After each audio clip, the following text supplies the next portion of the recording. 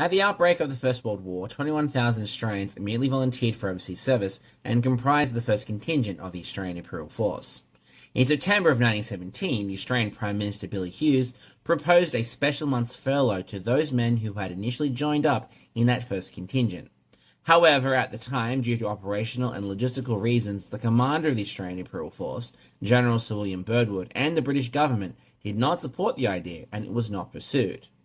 The following year, however, Billy Hughes pressured the War Office again, who this time relented and granted 2 months' furlough to any man who had originally signed up as part of the initial contingent as part of the groups known as the Originals, or 1914 men. Due to travel time, it was anticipated these men would be away from the front for between 5 and 6 months, including the 2 months furlough. Unfortunately, by the time this agreement had been reached, there was only an estimated 7,000 survivors of that first Australian contingent still alive in Europe and in North Africa.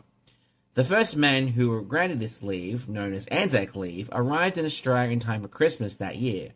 Unfortunately, the decision to grant ANZAC leave caused Lieutenant General Monash, the commander of the Australian Corps, to accelerate the plans to disband and amalgamate the remaining Australian battalions on the Western Front to allow them to remain operational.